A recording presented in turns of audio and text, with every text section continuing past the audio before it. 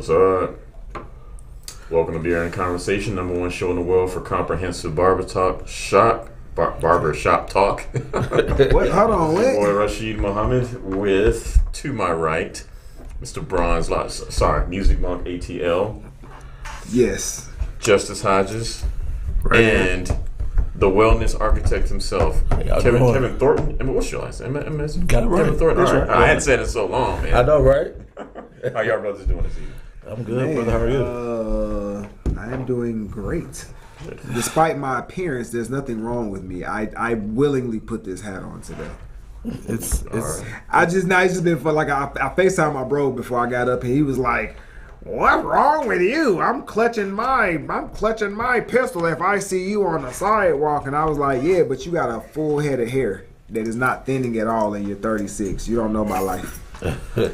Well, it's draft day in the NFL, and anyone that's an Atlanta sports fan knows that the Atlanta Falcons have another opportunity to right the ship. So let's see what they do here in the next hour. We're gonna do the opposite of getting Malik Willis.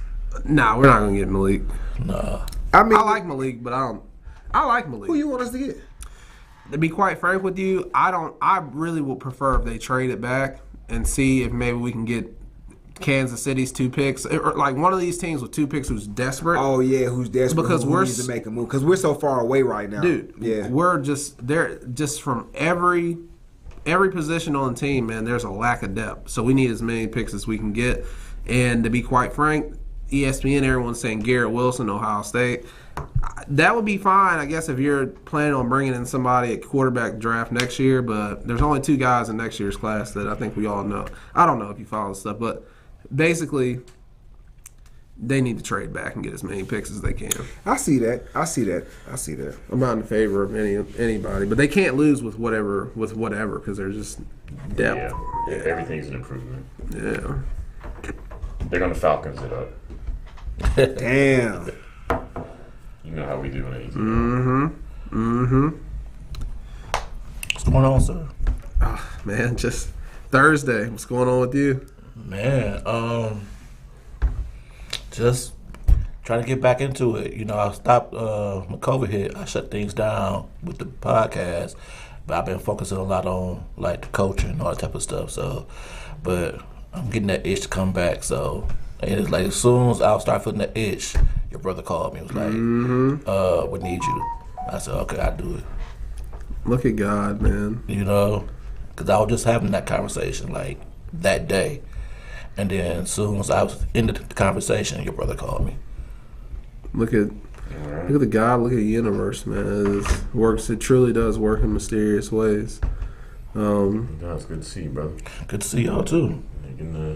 I ain't seen this guy in like 2 years, man. It's been a minute, man. Yeah, man. I'm just throwing an arbitrary. How's the leg? Time out there. It's better. Good. It's better. Yeah. You know, it swells up sometimes if I do a little bit too much. Yeah. But I keep on compression sock on most of the time. Yeah, so that compression sock, that helps right a lot. there. So It's like we say in the motorcycle community. It's good to see you on 2. Right.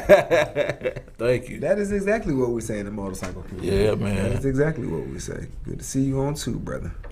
Yeah. All right, man. So shouts out to the host, the namesake at the bottom of the screen, Mr. Laris Hodges. Salute to you, my brother. Thank you for trusting us with your show and your platform. We will do our best not to fuck it up for you, sir.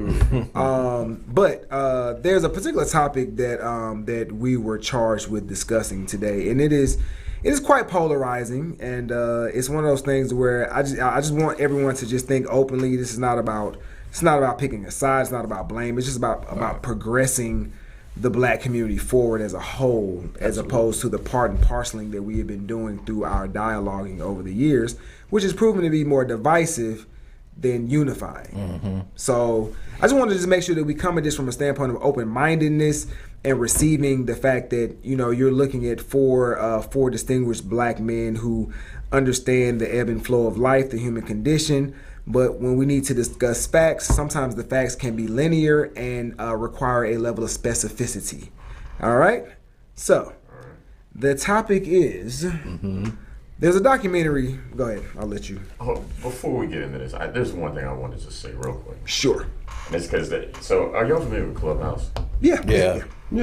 So when Clubhouse first started, I was on the line. It's cool. It's like a really different kind of experience, like social media experience. So anyway, and this is somewhat related to what we're gonna talk about. So today, I had my other phone with me. That's like my Clubhouse phone. I have it on my regular phone. I saw this topic called Somalians owe African Americans reparations, which was interesting. I had never heard that argument before. So I, interested, got into the chat room, and I gotta say, man, I heard some of the most racist shit I've heard in my entire life. Like, I have not heard dyed-in-the-wool, unrepentant white supremacists talk about black people the way that our African American brothers and sisters was talking about Somalis in this room. Wow. It was crazy. Wow. It was the whole, we've adopted that whole mentality, and now we're trying to find an opportunity to be like that to somebody else. Mm-hmm. And it was just fucking pathetic, and it just shook me to my core. I had to share that. Sorry. Let's go. Let's do the thing.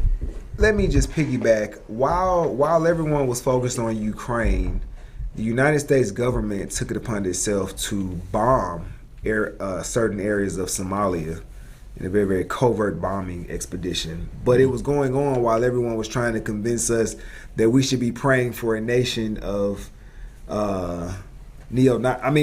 civilians and refugees. Wow. It's not my fault that the Ukraine got one of the highest concentrations of neo-Nazis in the world. It's a fact. You know what I'm saying? So it's hard to endear me to that cause. Well, you know what I'm saying? I'm not sure if any of you guys saw the clip, but there was a clip that circulated online. I saw two actually. One of them was I think it was a soccer game out there when the whole George Floyd thing had went down. Obviously, this is not an indictment on the whole body of people in Ukraine, but that there was a group of people at a Ukraine soccer game had unveiled a banner that said "Free Derek Chauvin," which is just really weird. But what kind of reach? You got to reach across a whole ocean. It's weird. Honestly, it was very weird. And then when the evacuation had started immediately, they were denying. There's a video of I'm assuming that they're African, but obviously African is a continent. I don't know which country, but people from the continent of Africa who were chocolate men were being denied access to the evacuation trains, and then so. And to your point, I saw a clip, a reel. We'll just call it a reel because all of these social media platforms have reels, so we'll just call it a reel. So I see a reel that has a clip of an ad that, or you know what, maybe it may have been Tariq Nasheed, but either way, I saw a post that was just talking about how. What's that? AmeriCorps, or whichever the foundation is that sends volunteers over there. Peace Corps. That's what it is. So they're still trying to recruit volunteers to go over and help out with the with the war efforts. But they're warning black people that they may be subject to disparaging racial epithets and things like that. And I was just like, so what's the incentive for me to go over here if you're admitting that you will not and cannot adequately protect me and my rights? Right.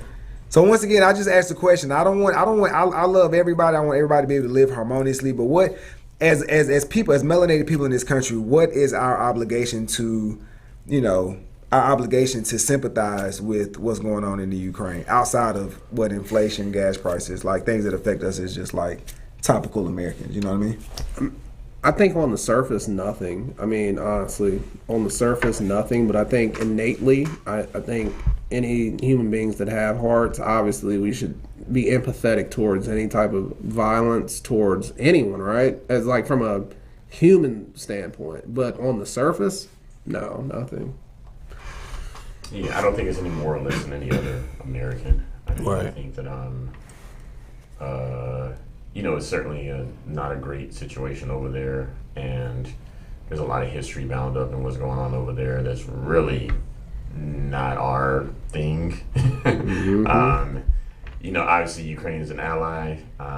Obviously, our current president and his son have lots of ties over in Ukraine, and so here we are. And I'll just leave it at that. Mm-hmm. Are we going to get into okay, so are we cool with hijacking? Oh no! I mean, we do the show like this anyway. I mean, you know what I'm saying. I mean, we're going to kind of funnel down into, and then hopefully, in the next couple of the next few minutes, we can go ahead and engage in the actual dialogue here. But is there anything else that's pertinent? I haven't really been looking at sports recently. I downgraded my satellite package, so I no longer have ESPN and Fox Sports 1 and stuff like that. So I had to Google. I had to ask Siri, "Is it true that the Nets got swept?" Yes. Yeah. And I'll be damned. Yeah, it was true. Oh, yeah. It was true. So I saw that. My bro Justice was telling us about. It's gonna be interesting tomorrow though. What's that? Because Kyrie sent some subliminal text or subliminal tweets, and I think one of them or a couple of them was like shot at Stephen A. Smith. They should be, because Stephen A. Smith is one of those guys that, okay, I get it. You sacrifice your entire life and career for journalism, but it is very obvious if you look at his body of work, the energy and the emphasis that he places on discussing black athletes and their personal lives.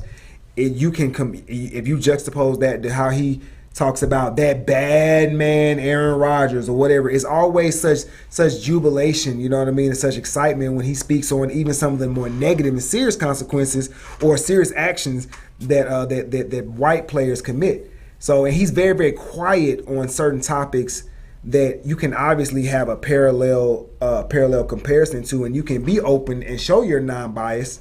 You're a sense of being non-biased, but he doesn't do it. It's like they pay him to be a very well-dressed Uncle Ruckus. That's just, I grew up watching Stephen A. Ain't nobody gonna be better than Stuart Scott to me. Like, I grew up in the Stuart Scott generation, cool in the other side of the pillow. You know what I'm saying? Like, but when you look at somebody like Stephen A., when you listen to what he says, bruh, like, you yelling, you screaming, it's hard. I know you have a high sports acumen, but it's hard to get past the buffoonery, the clowning, the samboing. You know what I mean? Like, especially with this whole COVID situation, you disparaging people for making personal choices. You get the vaccine, you still get COVID and almost die, and you still come in with the same level, you know what I'm saying, with the same level of energy, trying to tell people what to do with their bodies just because you can be bought. And I have a problem with that. That's just me. I respect what he can do as far as the infrastructure, because he's going to go down as one of the greatest, like, journalists ever, because he is. But the way he relates to his own people is a shame. Like, it's a shame. He's like the Steve Harvey of sports commentators. I'm sorry. I'll say this. Obviously, I do believe that Kyrie has a right. It's his body, etc. I'm all with that. In a weird way, I see what Stephen A. is saying, right? From an entertainment aspect, it's like, man, come on. Basically, it's like, dude, all these people have gotten shot. For the most part, it would appear as if, like, you can get the shot and you'll be fine, right? And essentially, he's saying, all right, you're putting yourself first over the team, and the points that he stands on is, dude, you make like $1 million a game, essentially. Like, what? Get the shot. But I'm not anti Kyrie's decision. Again, he's a grown man. He can choose whether or not to get it. But as far as Stephen A., Stephen A. is a flip flopper. Oh man, so dude. he's the biggest flip flopper. I mean, heck, if the Nets had advanced and beat the Celtics in this round, he'd be the first one saying, "Did y'all see that, brother Kyrie? He's box office. He's next level." Yeah, that was. I did it. No, you did. Okay, that's it. He's a flip flop. But shouts out to Jay Will though, because Jay Will, my Virgo brother Jay Will, he a couple of times, because I bet Stephen A. wanted to get rid of him the first time that he called him out. Cause Jay Williams got on there. He was like, "Yo, bro, like I'm noticing that your energy ain't the same." And Stephen A. has a history of blackballing and removing people from his show that he doesn't feel like are going to kowtow to what he wants them to do.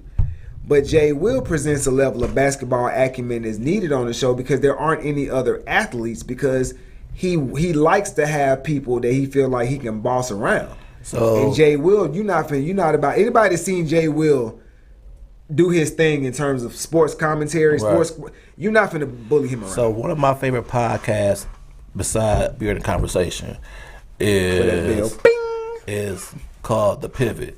And, Ryan Clark, and all them, and they interviewed Stephen A. and they talked about that because once Max Love, he pretty much handpicked who he wanted for each day. He ran Max off, and he said he wanted Jay Will. He said that Jay Will brings us something different because he is so intelligent, and he has his opinion to go and create good TV.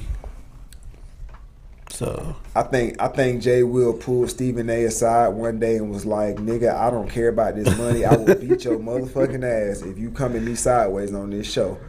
I'll see you later. We'll see. I see it work." And see, with people like that, with people like Stephen A. is banking on you being enamored with his money and being intimidated by his voice. He feels like he can outshout you, articulate you, elocute you, whatever the case. But most people do not care, because when they look at your body of work, they're going to be able to point out the fact that you sacrificed something, some aspect of your integrity along the way to get to where you are. Most people are going to view, whether or not it's fair or not, that's how most people are going to look at it. They're going to look at him as a stepping fetch, which is what he's evolving to. You know what I'm saying? Like, I'm not saying a black man don't deserve $16 million from ESPN per year, but when have you ever seen the media give a black man $16 million that was actually promoting what they should be promoting for our people? Like, you know what I'm saying? Like you're going to have to slice off pieces of your message in order to be more palatable to white America. Well, they kill those guys. And Stephen A. was like, "I want my money." Which, that's okay. That's a choice that you make, but it's also a mirror that you have to face when you turn back and look at your community as well. So, hey, this is what it is. Vanishing black families. Are we ready for this, guys? One other sports thing. Ronald Acuna did start in right field tonight for the Braves. Yes, he did. He did? How did that work out? It's a tie game. Yeah, I think he's 0 for 2, but anyway. What's the Braves' record currently right now? Defending champs? 8-11? Oh, 8-10. It's something like 8 wins. They got 8 wins.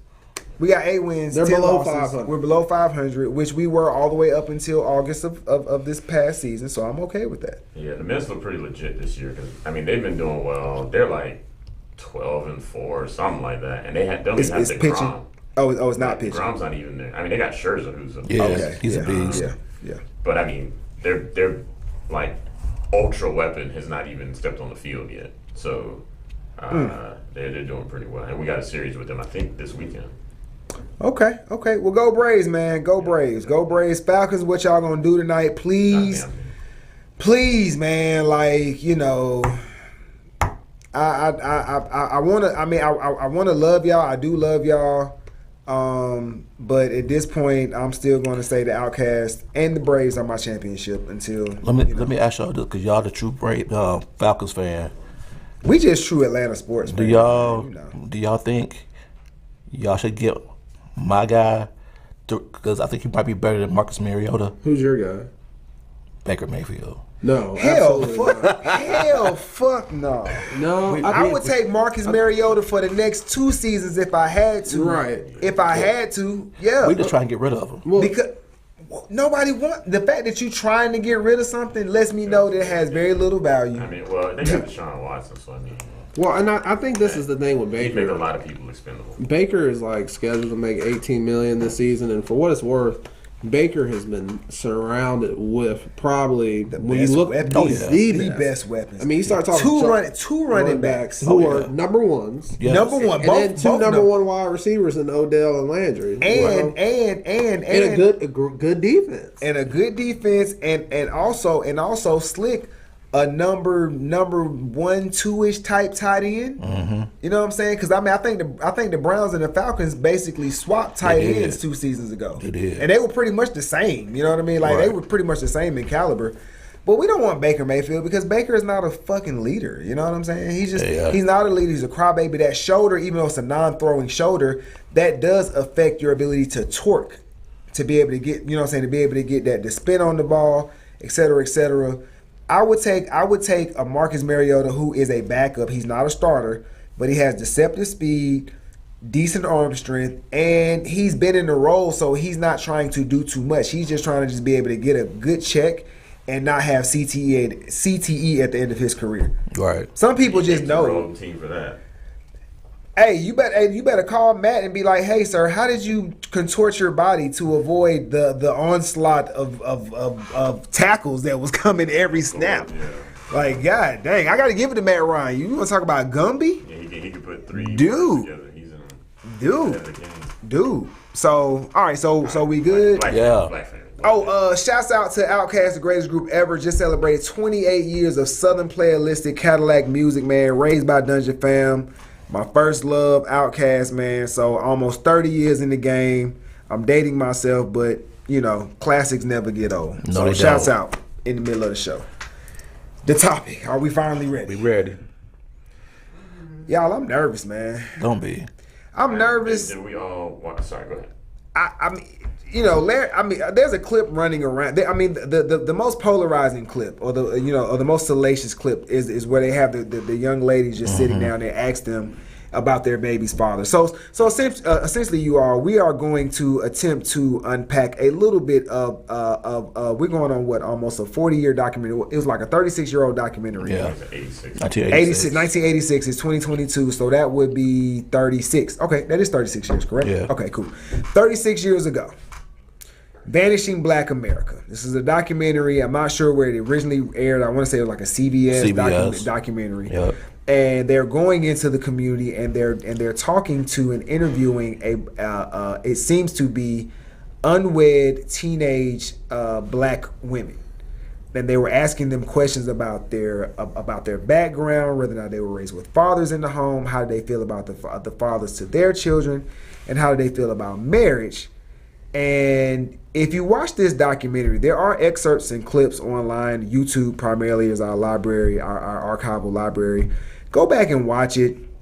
If you ever have any questions about how we got to this point with our culture right now, I feel like this documentary, although it may not have all the answers and provide all insight, it will give you a good solid foundation when you fast forward to 2022 and you realize how old the women, the young girls who were babies at this time in 1986, they are in their mid-30s now. Mm-hmm.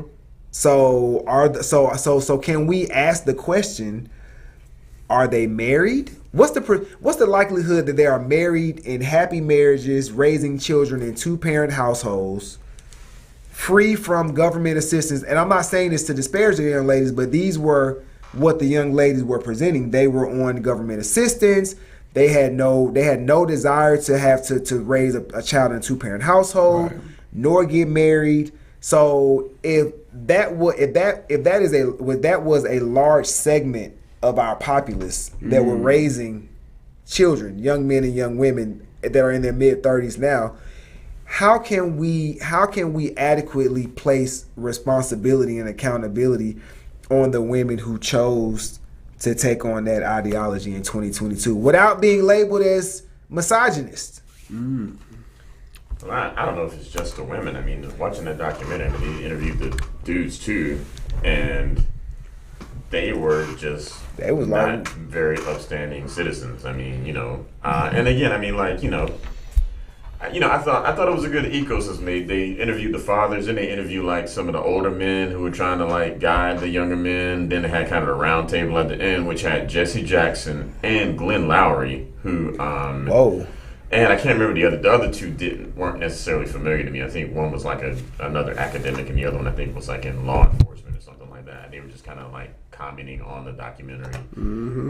So there was like a very kind of middle class black perspective. I think most of the documentary was very, kind of working class. But they had like the black intelligentsia at the end kind of commenting on it, which was interesting just to kind of get all those different perspectives.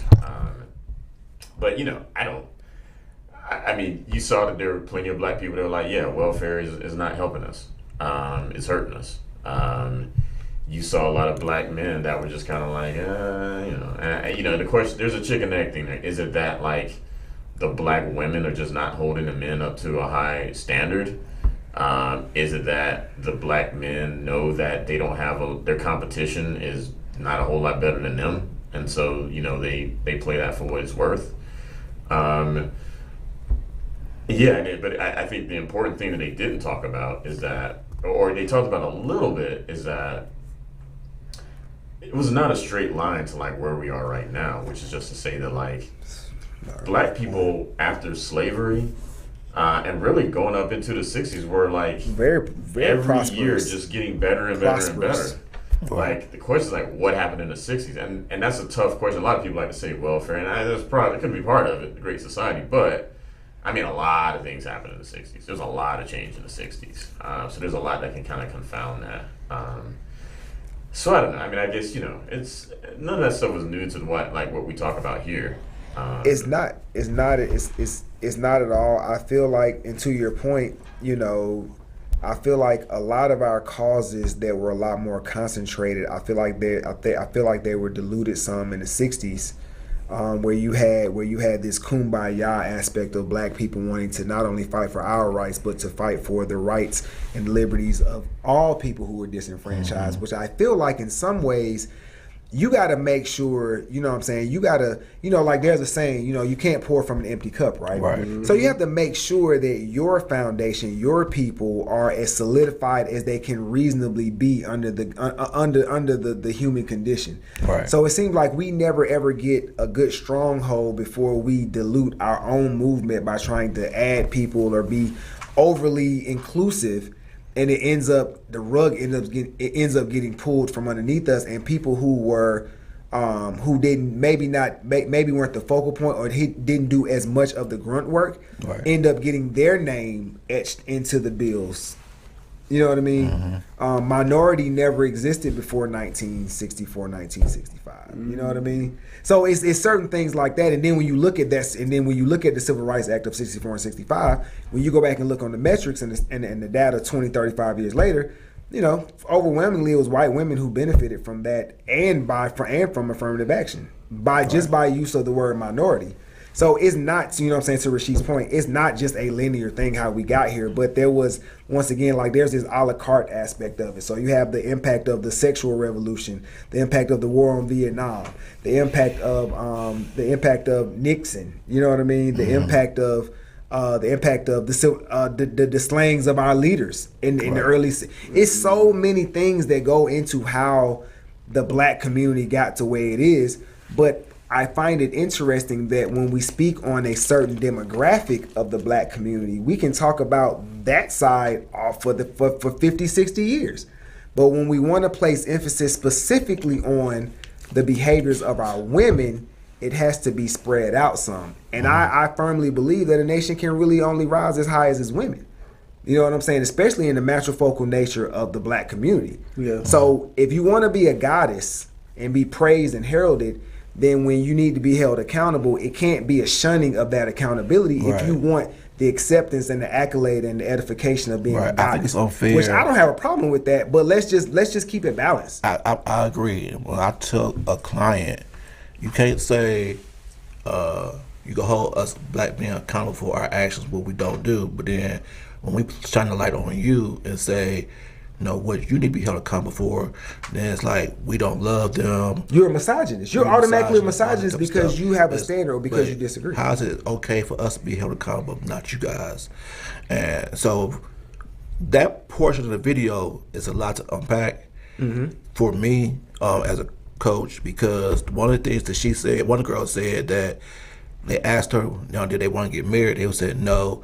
They think it's going to be okay for you to be a single mother. And they said, well, I didn't have a father, and she pretty much said that she came out okay, and so she pretty much said that a man's not really needed, and so that's part of the problem. And like you said, that was 1986, so now it's pretty much almost 30 years. So these women pretty much in my age range, and these men, their kids, are probably some of the men that I coach, that come from that single parent household that now are trying to figure out how to become a man. Speak to the emotional state of those people who you've met, like the emotional bandwidth, the emotional maturity.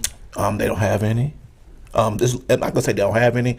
They're stuck at a kid emotionally, because that's where the abandonment occurred. And a lot of times when you have emotional traumas, your emotional bandwidth is stuck at where it happened at. So a lot of times for them, these guys. That's profound right there. You're right. It's like a snapshot. These guys are pretty much stuck emotionally as teenagers. And so, so a lot of them will find me on like Therapy of Black Men, and I have multiple who said they chose me because I look like I'd be a good dad. So the reality is regardless of what the women say, the men that they're creating need that father. And now, if the father not want to be participating for whatever reason, that's on them. But that we got to find some kind of way to get these young boys around men. So because they don't know how to be. It's a good segue. So, Rashid, did you have anything? Did you want to add to that? Yeah, go ahead. Okay. So recently, fellas, I have been made a fellow at the Aminala Griot Afrocentric Museum in the West End. It's at 337 Dargan Place, right there in the heart of the West End. But I've been made a de facto fellow, and on Mondays I have a men's collective, and we're going to meet up on Mondays. We're going to do things like we're going to do landscaping work, we're going to do gun range, we're going to do gun safety, financial, like all of the things, like we're creating a safe space that we have been cultivating and facilitating for the past 5 years, at least since I've known you all. Right. I've seen a peak, a spike, uptick in black men holding each other accountable, communicating, being more vulnerable, doing, and not necessarily seeking perfection, but just understanding that we are we got. I think that has raised our vibrational awareness to the point to where we're noticing that, okay, we're doing the work, but we're not getting anywhere because we can't get the women who we were biologically created to protect and guide. We can't get them on board. The videos like this help us understand how to get there. It was funny, man, is you said that when you work with these guys, first of all, a lot of the guys, their self-esteem is low. Their self-worth is low because they feel like I'm not worthy of anything because the man who helped create me chose not to be in my life. So they have this low self-esteem, and so they're seeking love from all the wrong places. And go ahead. You ever seen a black woman casually in a store talk to her kids in the poor community? It ain't just about the dad not being there. It's when you get. I heard a black woman at the Dollar Tree in my neighborhood. The little boy was just counting. He was really showing his intelligence at a young age. She said, "What the hell are you doing?" I heard it 2 hours over. That little boy ain't growing up traumatized just because his daddy ain't there. He's growing up traumatized because his mama talked to him like a dog. And I've seen it. And you can't say anything. I've seen it so many times, I got to just say a prayer and just move on. Because I'd be like, man, why are you talking to him like that? It's because you angry at the decisions that you've made. So you can't snap at the man who helped make the baby that you mutually chose to make a baby with. So you're taking it out on the kids and you're raising kids with this post-traumatic stress disorder, but they're functioning slightly. And to feedback what you said about how we elevated each other in these past 5 years, the higher vibrational track, when you coach these guys and you start to elevate them, it's funny because a lot of them had girlfriends when they started with me. None of them have girlfriends now because they begin to elevate. And as you elevate and they're not doing anything, then they want the version of you who they met they fell in love with the old version of Justice or the old version of Monk. You know what I'm saying? So now y'all elevate to the new version of you guys, and they don't like that. So then they start to see a difference in who they are. Now they know their self-worth, and now they like, okay, I don't like this. They don't, yeah. And so now they like, okay, I could do better and I could be better. They said, why don't I just let you go and let me just continue to work on me and continue to elevate. And then from there, the right one is gonna come to me. And Absolutely. so it's crazy. But The women come. Like you do you focus on getting your stuff together. That will never change. It was that way during the days of the Great Gatsby. Okay, so I haven't It's seen not gonna change. y'all in a minute. So I want to ask y'all What's up? what y'all think about Kevin Samuels. So, hey, all right, perfect. Kevin Samuel. Kevin, He's like, I guess you could say. I feel like he's messing with you. Oh, No, is this the guy that was like talking a bunch of relationships, so you end up cheating? No, that's that's Derek Jackson. that's Derek That was Jackson. Derek you Jackson. guys correct me if I'm wrong. I think Kevin Samuels. Would you say he's like an online dating coach? Maybe. Okay. No. So here, No, I don't know. I mean, I don't know. Kevin Samuels actually started. If anybody's familiar with Tommy Sotomayor, anybody familiar with Tommy? Anybody out there in within our viewership, if you're familiar with Tommy Sotomayor, you know that this guy started about almost 10, 11 years ago. His information, he's a black guy, but his information was so it was so much vitriol against black women. He's like, you can't listen to him long enough without being like, nah, bro, like something is not right with you. Like you need to tell the story about how you got here before you just start spewing out all this nonsense. The reason why I put him out there first is because Kevin Samuels came about halfway through Tommy Sotomayor's tenure on YouTube. But Kevin Samuels was a lifestyle coach. He was a style and lifestyle coach. Yeah. So he was teaching men how to tie ties and how to put outfits for professional and business meetings together and how to go on formal outings and stuff and how to pick the right cologne. It just so happened that when men were asking him more and more questions, they would just ask him about certain aspects of relational, you know what I'm saying, like relationship life. Right. And then it got to a point where he was like, you know what? Like there's a need. That's how you become successful. You find a need and you say, hey, I can fill that need. And what happened is, and I'm going to get into my opinion about Kevin Samuels because red pill, blue pill, pink pill, you know, sigma male, alpha male, beta male, whatever it is, all of us, you have to have a little bit of all of it in order to be a well-balanced person. Right. If you out here talking about how you are, first of all, no alpha man has to say he's an alpha man. Absolutely. So if you walking around, brothers, if y'all walking around saying you an alpha man, they laughing at you. They laughing at you to your face and behind your back. Alpha, beta, whatever it is, we all have a duality to ourselves. I think that the reason why Kevin Samuels is so polarizing is because he uses this psychology trick where he makes the women prove his point. And I got this thing too. I would just repeat shit out loud. And when you repeat it out loud, if it makes sense to you and it's your words, then okay. So, but I try to engage in, let's hear the words outside ourselves, outside of our own thoughts and see if this makes sense. That's what he exercises. But he does it in a way because most of the time in our community, our women they speak to us in a way to where it's not very respectful in terms of what they want to hear versus what they don't want to hear. Right. So with him, he is his playbook. It's his game. If you're going to call and voluntarily ask questions and get guidance, then respectfully just shut up and listen. Stop trying to overtalk, deflect. Don't say, you know what I'm saying, try not to say what it is because you don't want to look bad. You need to look bad because you want to look good all the time. Nobody looks good all the time. And that's what Kevin Samuels exposes. Does everything he say right? No. But I like that he's giving us an idea to think critically and say, hey, no, we've been blindly going about this the wrong way. One of the things I like he said that we tend to process things emotionally instead of dealing with the facts. Deal with the facts only. He man. said so. Then a lot of times we get very emotional, and then we lead with emotions, and you know, like you said, everything he says is not gonna be always spot on perfect, but he's making you think critically, and especially then you got the men watching, and then you see the average guys like us, and you get all these women who call in who people say, you know, they don't want a regular Joe. Exactly. So guess what?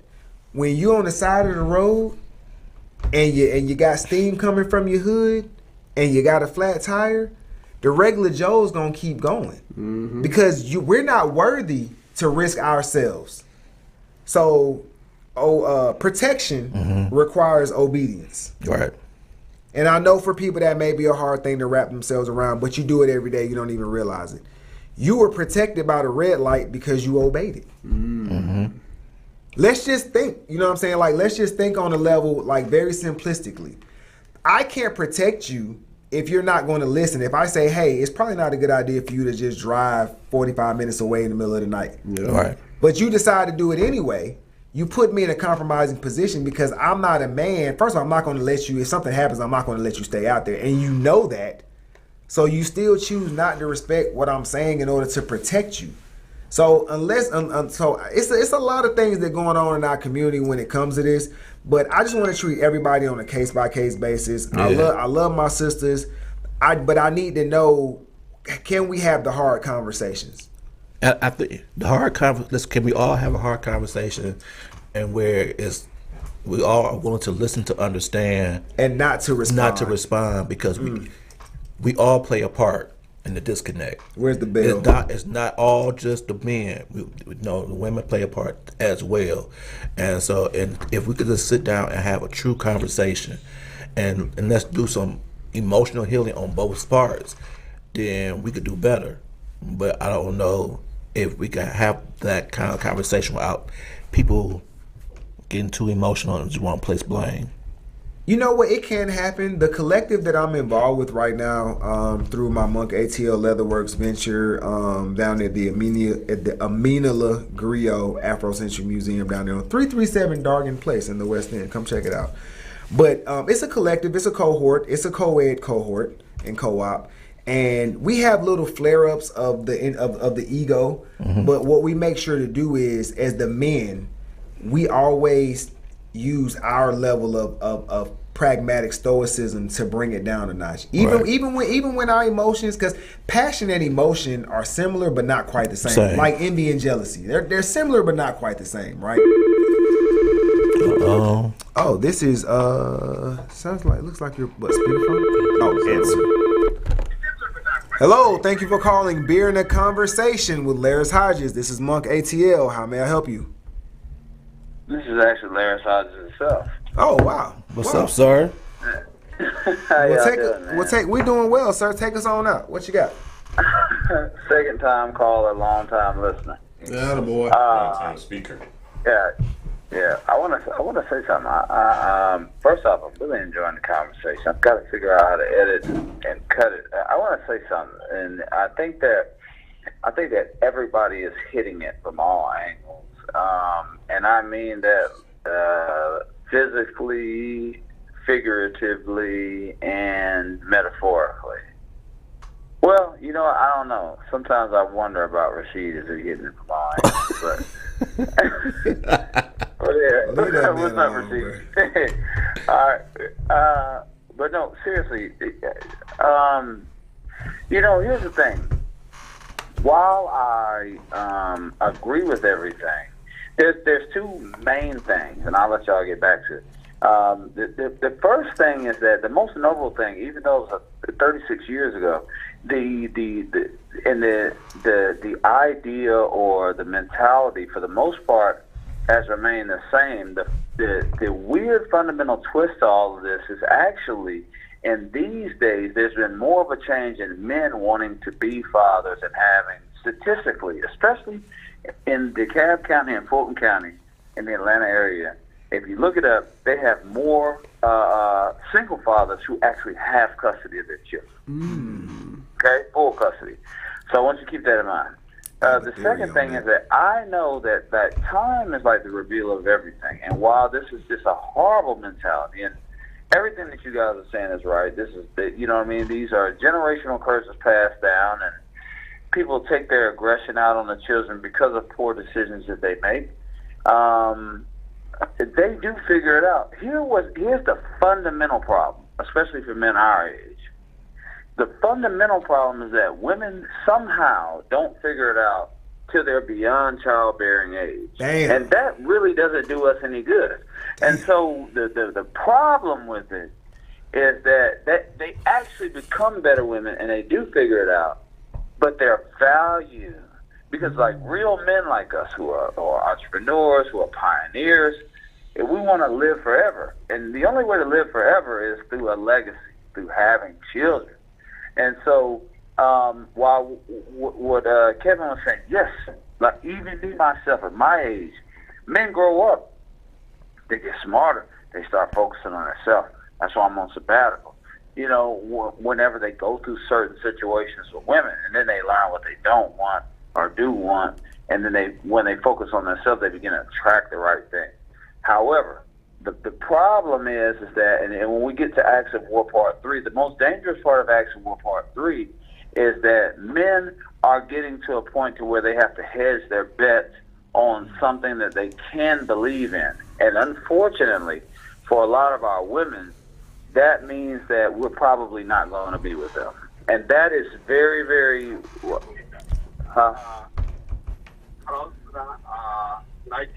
Boy, you live. Stay focused. So, yeah, I think... yeah. Okay.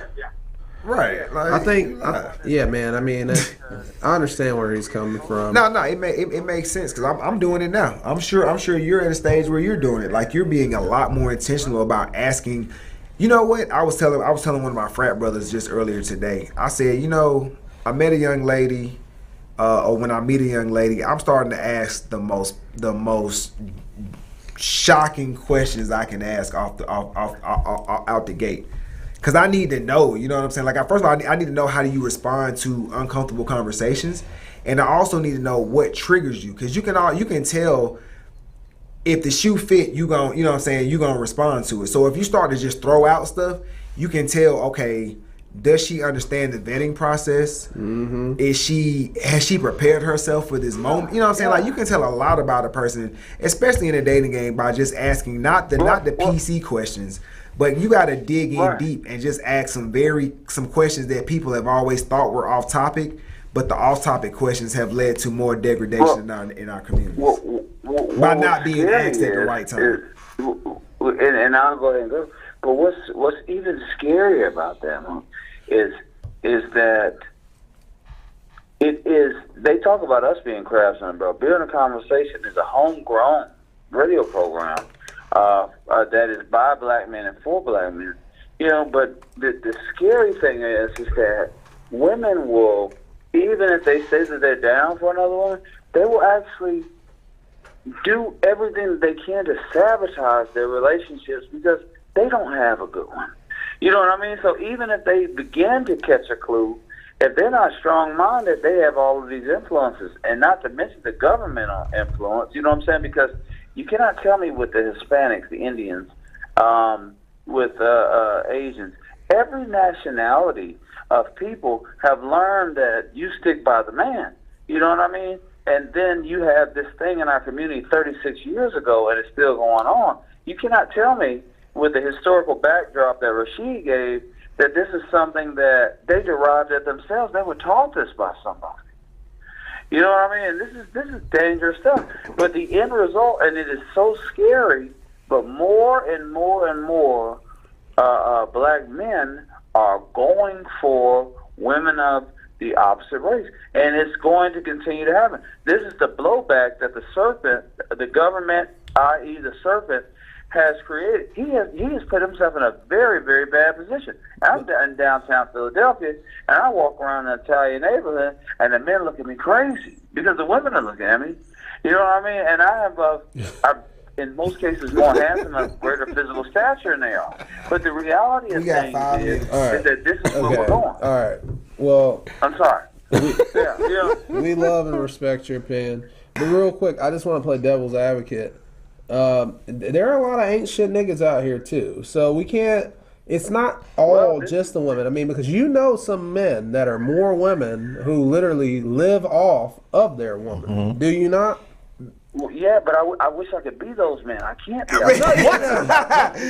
Hey, you're right. Don't. Like you're right. You're right. But I think that right there, and there's nothing wrong with saying that there are some ain't shit niggas out there.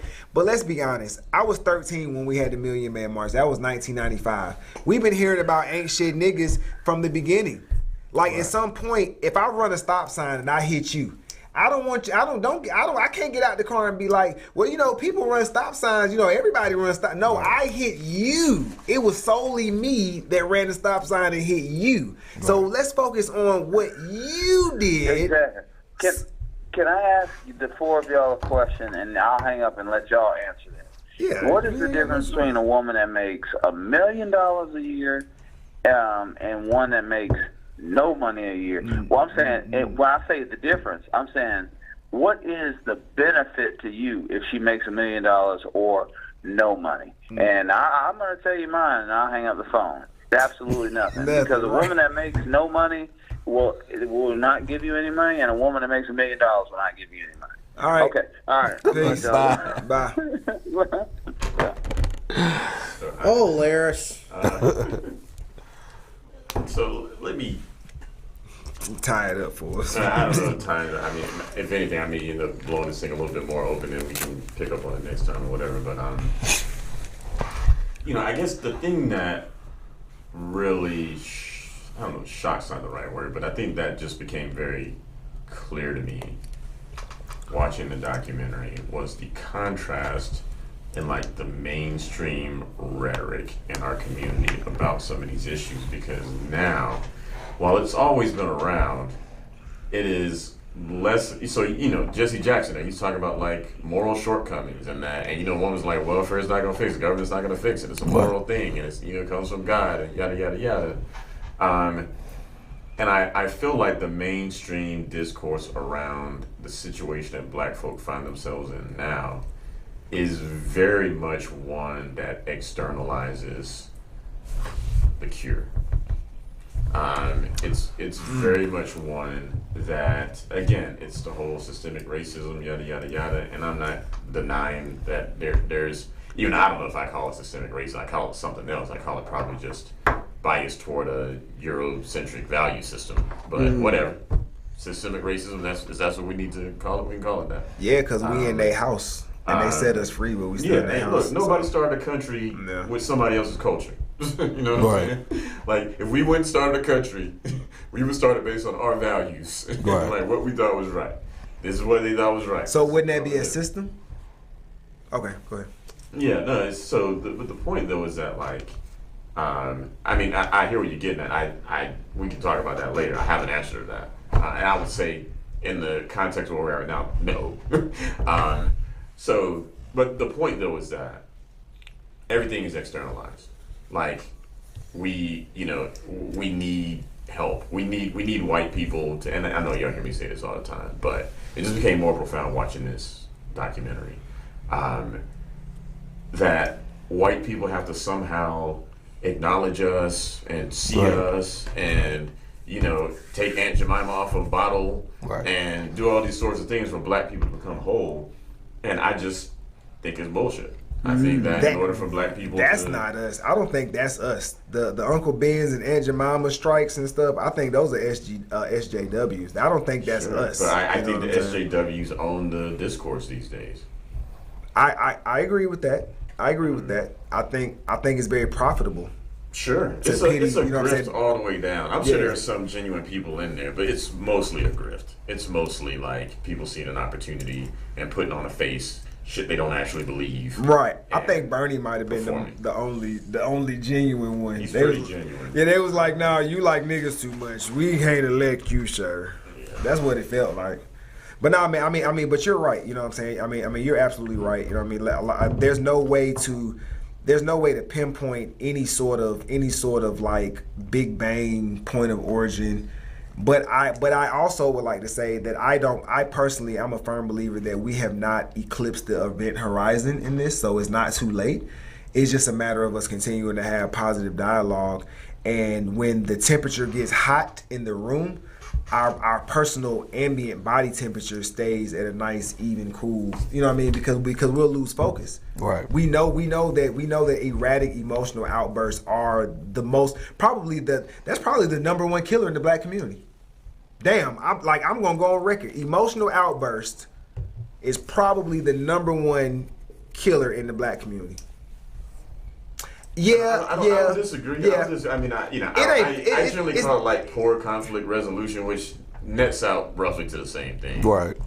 I'm looking at so many videos where I'm seeing people have simple arguments, and I think the Boondocks the nigga moment. The nigga moment has expanded to not just stepping on my tennis shoes, but honking your horn slightly too aggressively at the light. You know what I'm saying? Like that's not necessarily a nigga moment by itself, but it's most detrimental to us. You know what I'm saying? But a lot of emotional outbursts, the lack of emotional control, I feel like has been on both sides has been the most damaging thing, because it affects your mental health, it affects what you put in your body, it affects whether or not you might start smoking cigarettes. It can have such a cascading negative effect on your body by just being overly emotional, and 10% of life is what happens, 90% is how you respond to it. But it seems as though we don't understand that. We have maybe possibly inverted it or something like that. Right. But I've seen too many people lose their lives senselessly over emotions. Yep. You know what I'm saying? And niggas don't dance no more. All they do is this. I'm just saying, you know what I mean? It's hard to get into an argument with somebody and think that you just finna have a very, very like a very mano type of situation. No, I got to worry about getting jumped, shot, stabbed, shooting up my house, my grandma house, my dog house. It's just not worth it for me. So I'd rather just have my collective. I'll mentor when I can, but I'm not going to go out of my way to put myself in the line of fire, because we need us around. And I think that's the dichotomy that we find ourselves in. Wanting to do the work and get these type of things accomplished, by also preserving ourselves in a way that allows us to continue to pour to the people closest to us, and let that effect trickle down to our communities. So there is no one answer. But I would like to say, on behalf of Mr. Kevin Thornton, the wellness architect, hopefully he will be back on the air. You guys are missing. Go back and look up Kevin Thornton and watch some of his old archival footage, man. You might see a heavier, more plump Music Monk on there in the day. Brother, it's funny you said that, because that's one of the things they said they miss is the men's roundtable discussion. Right. And I'll say this: people are still upset about one of the last ones when I had the the baby boomers. Oh yeah, we did Gen across X the hall. Yeah, Z. Yeah, they still upset about that one. Yeah. I mean that was one of the best shows. That was one of the best shows because you had everything cornered. It's some more stuff that we can expound upon on that, because the whole boomers concept of sweeping everything under the rug is that probably led to this documentary about the vanishing black family. For real. Can't keep sweeping trauma under the rug, people. If we got pedophiles and molesters and abusers in our community, I don't care where they're located, we must eradicate these cancers from our community. Justice. As far as the community and us as the opposite sex, men and women, I think innately that both parties have a desire to be together. I think we need to put our pride aside when it comes to dating and marriage and children. Put our pride aside, come together and work as a team. It takes a village. Thank you, sir. My brother. Mr. Nobody's going to save us. We have to save ourselves. Facts. Hey, man, great show, man. Great show. Who the hell needs Alaris Hodges anyway? Stay where you at, bro. We got this, man. I got you, bro. Hey, East Point, smoke some dank. Old National got the skanks. Boo. Everybody. Boo.